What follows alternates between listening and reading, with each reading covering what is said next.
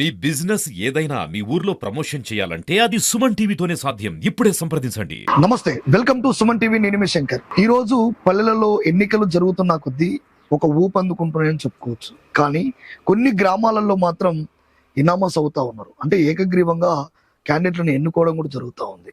నల్గొండ జిల్లా కొండమల్లెపల్లి చిన్నరచెల్లపల్లి గ్రామానికి చెందినటువంటి కాంగ్రెస్ పార్టీ సీనియర్ నాయకులు పందుల వెంకటయ్య గారు మనతోటే ఉన్నారు.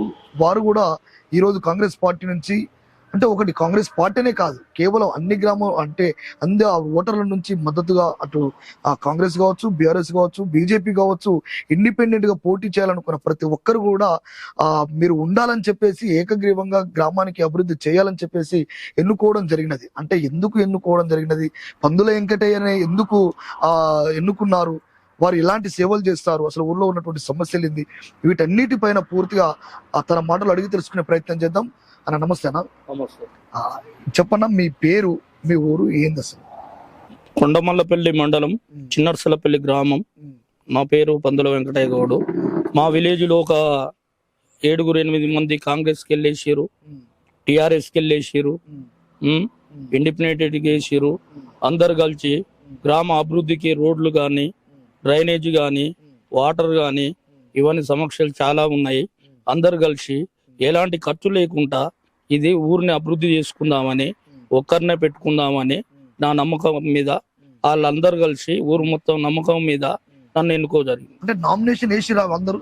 నామినేషన్ ఎవరు వేయలేదు, నేను నామినేషన్ వేసిన తర్వాత ఇంకా ఎవరు వేయలేరు, నిన్ను ఎన్నుకుంటున్నావు కాబట్టి నువ్వే అని చెప్పేసి. అంటే మొదటి నామినేషన్ మీదే? మాదే. అంటే మిగతా వాళ్ళు ఎవరు కూడా నామినేషన్ వేయలేదు? అంటే బీఆర్ఎస్ నుంచి కానీ ఎవరు వేయలేదు ఇండిపెండెంట్ నుంచి. అంటే మీరు వేసిన తర్వాత మిమ్మల్ని కూర్చోబెట్టి మాట్లాడారు? ఏం మాట్లాడిరంటే ఈయననే ఎన్నుకోరు, ఊరు మొత్తం కలిసి ఒకరే ఉండాలి ఎవరైనా అంటే నన్ను ఎన్నుకోరు. నన్ను ఎన్నుకున్న క్యాండిడేట్లు కూడా, ఉన్న క్యాండిడేట్లు కూడా నన్నే ఎన్నుకోరు. అంటే ఎన్నుకోవడానికి ఏమన్నా మీ క్యాండిడేట్ల మధ్యలో పోలింగ్ జరిగింది ఏమన్నా? పోలింగ్ గీలింగ్ ఏం జరగలేదు. మొత్తం ఒక పెద్ద మనుషుల సమక్షంగా అందరు కలిసి, ఊరు మొత్తం కలిసి, బీఆర్ఎస్ వాళ్ళు కానీ, కాంగ్రెస్ వాళ్ళు కానీ, బీజేపీ వాళ్ళు కానీ, ఇండిపెండెంట్ అభ్యర్థులు కానీ అందరు కలిసి ఒకరిని ఎన్నుకుందాం, ఈ రోడ్లు కానీ, డ్రైనేజ్ కానీ, వాటర్ కానీ ఇవన్నీ క్లియర్ చేయాలని చెప్పేసి. అంటే ఊర్లో ఉన్న సమస్యలు అన్ని క్లియర్ చేయాలనుకుంటే సమర్థవంతుడు అని చెప్పి నిన్ను ఎన్నుకున్నాను. అంటే మేజర్ గ్రామాలలో ఎట్లాంటి సమస్యలు ఉన్నాయి మరి? గ్రామాలలో డ్రైనేజీ లేదు, ఓ దేవుని గుళ్ళు లేవు, ఒక బళ్ళు లేవు, అంగన్వాడీ లేదు, ఒక రోడ్స్ మీరు కూడా తిరిగి చూస్తే తెలుస్తుంది ఉన్నాయి. కాబట్టి అన్ని సమస్యలు ఉన్నాయి. కాబట్టి ఈ విధంగా పెట్టుకొని ఎప్పుడు కూడా మన గ్రామం మండలానికి 2 కిలోమీటర్ల దగ్గర ఉంది, డెవలప్ లేదు, ఎలాంటి ఖర్చు లేకుండా ఊరు డెవలప్ చేసుకుందాం అనేది.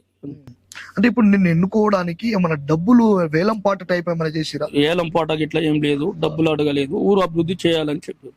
ఊరు అభివృద్ధి చేయాలని. మరి పబ్లిక్ టాక్ ఏంటంటే 51,000 రూపాయలు వేలం పాట జరిగిందని చెప్పేసి గ్రామంలో నుండి ప్రజలందరూ అనుకుంటున్నారు, గుసగుసలు పెట్టుకుంటారు. వాళ్ళకి మీరు ఏం చెప్తారు? మీరు ఇప్పుడు అడగండి, ఒక బజార్ తిరిగి అడగండి, చెప్తారు కదా పబ్లిక్. అయితే ఒకరినైతే ఇప్పుడు ఒక పార్టీ ఉండి ఒకరితోటి, ఒక కుటుంబంతో అయింది కాదు కదా, ఊరు మొత్తం ఉన్నారు కదా. ఏమన్నా వేలం పాట పైసలు ఇచ్చిరా, లేకపోతే ఏమన్నా వాటర్ బాటిల్ ఇచ్చిరా, ఏమన్నా సోడా ఇచ్చిరా, మందు ఇచ్చిరా, ఏమన్నా థమ్స్అప్ బాటిల్ ఇచ్చిరా, ఏమో అడగండి. అంటే ఒక్క రూపాయి కూడా వంచలేదు. ఎలాంటిది మీరు అడిగి తెలుసుకోండి ఊళ్ళో పోయి. ఓకే, ఇప్పుడు మీరు ఏకగ్రీవం ఎన్నుకున్న తర్వాత ప్రజలకు మీరేం చెప్పారు, వాళ్ళు ఏం అడిగారు? ప్రజలకు ఎన్నుకున్న తర్వాత, ఎన్నుకోముందే చెప్పారు ఇవి ఇలాంటివి మీరు నమ్మకంగా ఉంటావు కాబట్టి, నువ్వు నమ్మకంగా చెప్పగలుగుతావు కాబట్టి చేయాలని, అభివృద్ధి చేయాలని మేమందరం ఎన్నుకుంటున్నాం. ఖచ్చితంగా మీరు చేయాలి, చేయకపోతే నిలబెట్టి చేయించుకుంటాం అనేది. అంటే ఇప్పుడు ఊర్లో ముత్యాలమ్మ గుళ్ళు 3, తర్వాత ఒక బొడ్రాయి, ఒక పెద్ద గుడి, శివాలయం గుడి అయింది.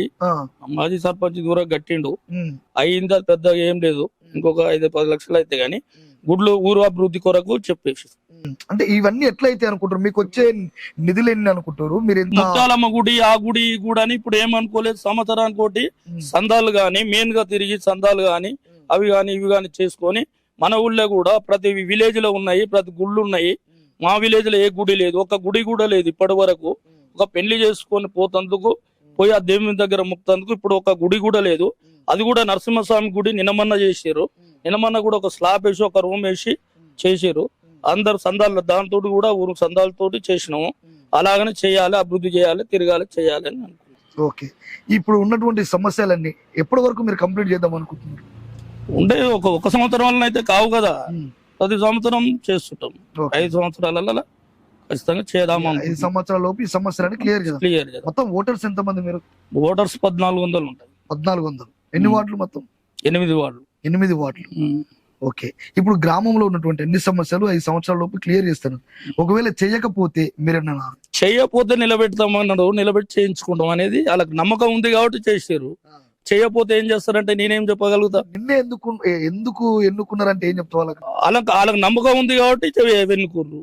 నమ్మకం లేకపోతే ఎన్నుకోపోతురు కదా. ఇప్పుడు 7-8 మంది ఉంటాం అన్నారు, వాళ్ళు కూడా నన్ను ఎన్నుకుర్రు కదా.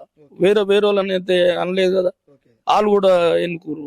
అంటే కాంగ్రెస్ పార్టీ నుంచి మంత్రి కోమటిరెడ్డి వెంకటరెడ్డి గారు అఫీషియల్ గా అనౌన్స్మెంట్ చేసిండు, మీరు పెద్దల సమక్షంలో మీరు గనక మాట్లాడుకొని మమ్మల్ని కలిస్తే మాత్రం మీకు 30 లక్షల రూపాయలు ఇస్తాము అని చెప్పి అన్నారు. అంటే ఆ ఇచ్చేటువంటి 30 లక్షలు మొదటిగా మీ ఊర్లో సమస్యలు చేయాలనుకుంటే దేనికి పెడతారా 30 లక్షలు?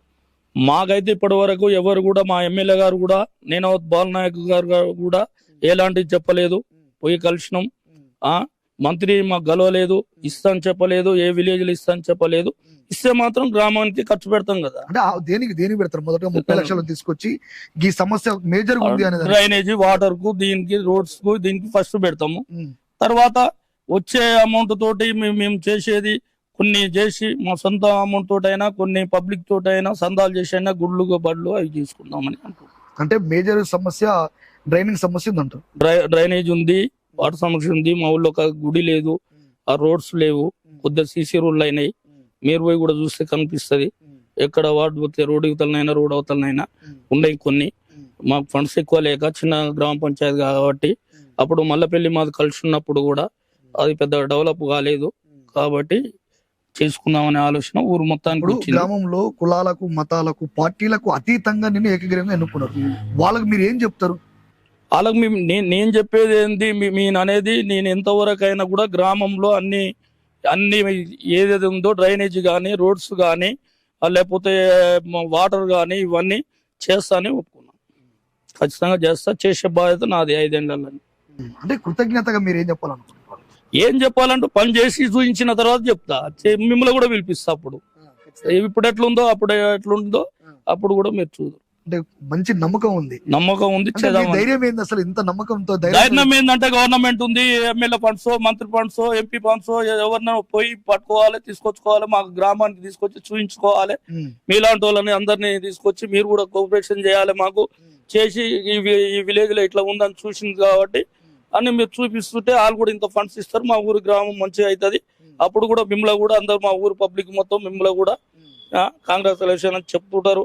మా అన్నగారు వచ్చి ఇట్లా పెట్టి చేసిపోయింది అనేది మీకు కూడా చెప్తుంటారు. ఎస్టీవీ వాళ్ళు వచ్చిరు, సుమన్ టీవీ వాళ్ళు వచ్చి చూసిరు, చేసిరు అనేది వాళ్ళకు కూడా ఉంటది. వాళ్ళకు కూడా మా ఎమ్మెల్యే గారు కూడా చూసిండు, ఖచ్చితంగా చేస్తాడు, ఫండ్స్ ఇస్తాడు, చూస్తాడు. అంటే మీ ఊరిని 5 సంవత్సరాల తర్వాత ఒక ఆదర్శవంతమైన గ్రామంగా చూడొచ్చా? చూడొచ్చు, పక్కా. మా సార్ కూడా తీసుకుంటున్నాడు, ఆదర్శ గ్రామ పంచాయతీగా తీసుకుంటున్నాడు. ఆ నమ్మకం ఉంది, చేయగలుగుతాం. అంటే ఇప్పుడు గతంలో నుంచి ఇప్పటి వరకు అంటే సిటీకి దగ్గరగా ఉంటది, 2 కిలోమీటర్ దూరంలో ఉన్న మీ ఊరు ఎందుకని ఇంత వెనకబడి ఉంది? దానికి కారణం ఎవరంటారు? కారణం ఏముందంటే గ్రామ పంచాయతీ పెద్ద గ్రామ పంచాయతీ కాబట్టి అక్కడనే చూసిరు. చిన్న గ్రామ పంచాయతీకి ఏమొచ్చినా కూడా మాకు 700-800 ఓట్లు ఉండేది. ఇప్పుడు 5-10 ఏళ్ల సందు పెరిగింది. మాకు తండ ఉంటది, బుడ్డం తండ అని. ఇంకా అది అక్కడ డ్రైనేజ్ లేదు ఇప్పటి వరకు, రోడ్లు లేవు, అది లేదు. ఏమైనా మెయిన్ రోడ్ కానీ కొద్దిగా సీసీ రోడ్ వేసారు. మా కాడ కూడా కొన్ని సీసీ రోడ్లు అయినాయి, ఇంకొన్ని సమస్యలు ఉన్నాయి, అవన్నీ క్లియర్ చేసుకుంటామని. అంటే ఇప్పుడు గ్రామ పంచాయతీ ఎన్నికలు అనగానే లక్షల రూపాయలు పెట్టి ఖర్చు పెట్టి పోటీలో నిలబడతారు. మీరేమి ఏకగ్రీవంగా అయ్యారు. అంటే పోటీలో నిలబడే వాళ్ళకు, ఏకగ్రీవం అయిన వాళ్ళకు ఏదైతే బెటర్ వాళ్ళకి ఏం చెప్తారు మీరు? ఇప్పుడు ఊళ్ళో పబ్లిక్ ఏమైతుందంటే ఇంతమంది నిలబడి ఇన్ని ఖర్చులు పెట్టుకునే బదులు మా ఊరు అభివృద్ధి చేసుకుందాము, అనేది ఆలోచన ఉంది. ఊరు అభివృద్ధి ఎట్లా చేసుకుంటారని అడిగిన నేను. ఎట్లా చేసుకుంటారంటే ఫండ్స్ తేయండి, ఖర్చులు వద్దు ఒకరుండి.